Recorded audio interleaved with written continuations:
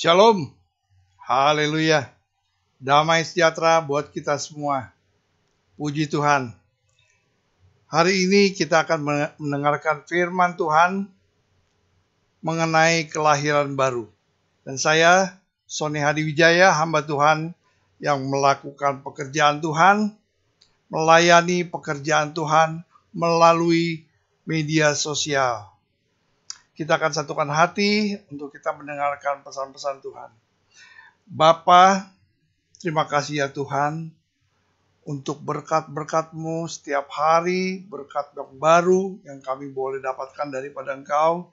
Kiranya Tuhan firman-Mu, firman yang hidup, itu boleh termeterai dalam kehidupan kami. Kami boleh memahami maksud dan pesan daripada Tuhan mengenai kelahiran baru ini. Kiranya Engkau mengurapi hati pikiran kami. Kami tolak setiap roh-roh asing yang akan mengintervensi kami, pandangan kami, fokus kami kepada Engkau ya Tuhan. Dalam nama Tuhan Yesus, Kau memberkati kami semua yang mendengarkan. Haleluya. Amin. Nah saudara, hari ini tema yang saya berikan adalah mengenai kelahiran baru. Kelahiran baru kita akan buka di dalam kitab Yohanes pasal yang ketiga. Yohanes pasal yang ketiga ayat 1 sampai dengan ayat yang ke-13. Ya, ayat 1 sampai dengan ayat yang ke-13. Saudara, ini mengenai percakapan Tuhan Yesus dengan Nikodemus. Perikopnya percakapan dengan Nikodemus. Ayat pertama adalah seorang Farisi yang bernama Nikodemus, seorang pemimpin agama Yahudi. Ia datang pada waktu malam kepada Yesus dan berkata, "Rabi, kami tahu bahwa engkau datang sebagai guru yang diutus Allah, sebab tidak ada seorang pun yang dapat mengadakan tanda-tanda yang engkau adakan itu, jika Allah tidak menyertainya."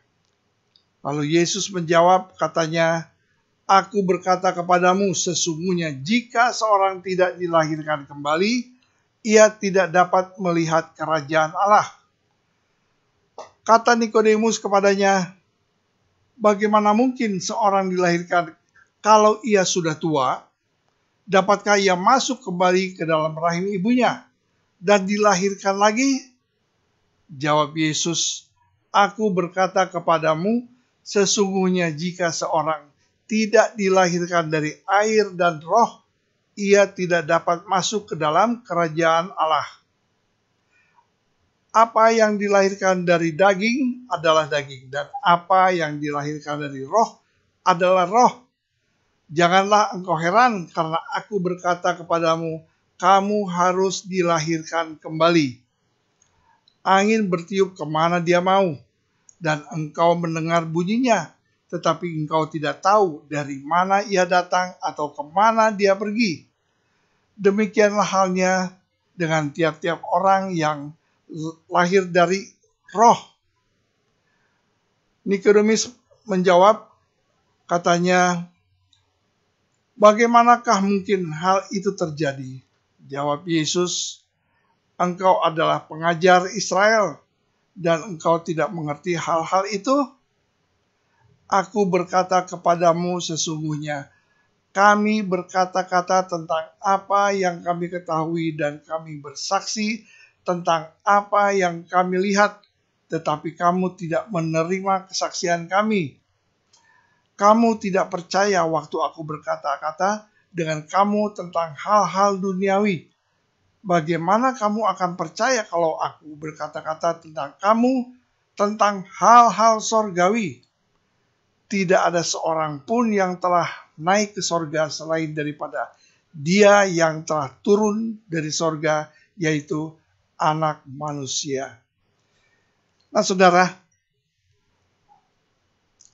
ini kisah tentang percakapan antara Nikodemus, seorang pemimpin agama Yahudi yang besar, yang mempunyai banyak jemaat, tetapi dia tidak memahami apa yang dikatakan oleh Tuhan Yesus.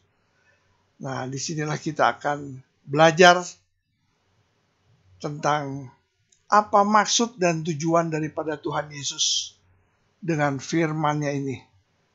Kita fokus di ayat yang kelima. Ya, kita fokus ayat yang kelima.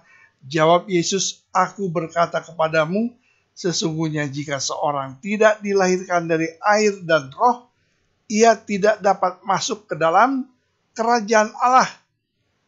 Nah, apa yang dilahirkan dari daging adalah daging, dan apa yang dilahirkan dari roh adalah roh. Saudara, pada satu malam, Nikodemus datang kepada Tuhan Yesus, hendak menanyakan sesuatu kepadanya. Tapi sebelum dia menyampaikan unek-uneknya, Yesus sudah tahu apa yang hendak ditanyakan oleh dia, yaitu perihal keselamatan. Lalu Yesus berkata kepada dia, kita perhatikan di ayat yang ketiga, "Sesungguhnya jika seorang tidak dilahirkan kembali, ia tidak dapat melihat kerajaan Allah." Jawaban Yesus ini membuat Nikodemus bertanya-tanya dalam hati.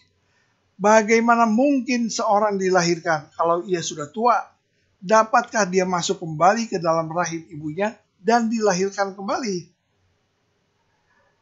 Saudara yang dikasihi oleh Tuhan, secara lahiriah memang mustahil seseorang yang sudah dilahirkan ke dalam dunia ini dapat masuk kembali ke dalam rahim seorang wanita untuk dilahirkan kembali. Jangankan orang yang sudah tua, balita pun tidak dapat dilahirkan kembali, saudara. Jadi apa yang dimaksud Tuhan dengan dilahirkan kembali? Nah, dalam hal ini yang dilahirkan kembali adalah manusia roh kita. Bukan tubuh lahiriah kita, tetapi manusia roh kita. Supaya kita dapat melihat kerajaan Allah. Alkitab dengan tegas menyatakan bahwa kita dapat masuk ke dalam kerajaan Allah adalah karena kasih dan anugerah daripada Tuhan semata-mata.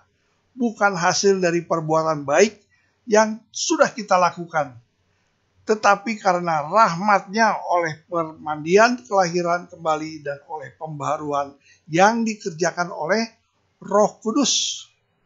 Saudara boleh catat itu di dalam Titus pasal ketiga ayat yang kelima.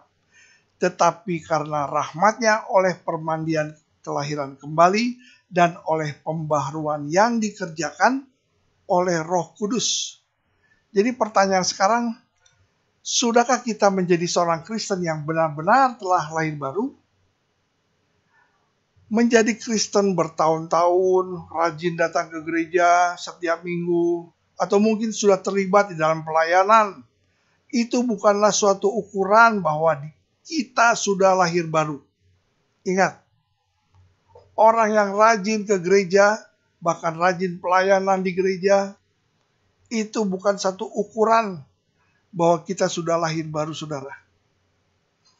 Jadi apapun tanda bahwa seorang telah lahir baru adalah kehidupannya sudah berubah dari hari ke hari.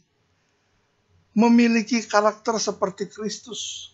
Dan ada buah-buah roh yang dihasilkannya. Ya kan? Buah-buah roh, saudara baca di kitab Galatia. Buah-buah roh. Lahir baru berarti hidup kita juga menjadi hidup yang baru. Kehidupan lama kita benar-benar kita tinggalkan. Dan kita mengenakan manusia baru yang telah diciptakan menurut kehendak Allah di dalam kebenaran dan kekudusan yang sesungguhnya. Sebab siapa yang ada di dalam Kristus, ia adalah ciptaan baru. Yang lama sudah berlalu, sesungguhnya yang baru sudah datang.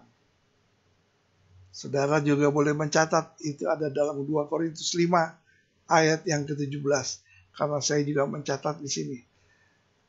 Jadi saudara, lahir baru berarti tidak lagi hidup menurut daging, tetapi dipimpin oleh Roh Kudus. Jadi pentingnya kita mengalami kelahiran baru. Pada saat kita menerima Yesus sebagai Tuhan dan Juru Selamat, kita memberi diri kita dibaptis, kita mengalami kelahiran baru. Roh kita sudah dilahirkan menjadi baru Tuhan. Saudara, hidup kita bukan lagi hidup yang lama, tetapi hidup yang baru. Roh kita bukan lagi roh yang lama, tapi roh yang baru, roh yang sudah diperbaharui, saudara. Itulah makna daripada kelahiran baru. Nah, kita dapat melihat hal-hal yang supranatural karena kita selalu berhubungan intim dengan Roh Kudus di dalam doa, pujian, penyembahan yang seringkali kita mengalami hal-hal yang di luar dugaan. Kita dapat mengalami perjumpaan dengan Tuhan Yesus karena roh kita di dalam doa, pujian, penyembahan itu roh kita bersekutu dengan Roh Kudus, Roh Allah. Amin, saudara. Nah, saudara yang belum mengalami kelahiran baru, mari alami kelahiran baru. Amin. Beri yang belum dibaptis, beri diri kita untuk dibaptis, dan kita akan mengalami kelahiran baru.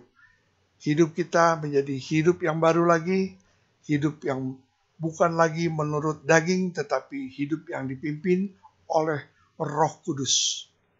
Tuhan Yesus memberkati kita semua. Amin.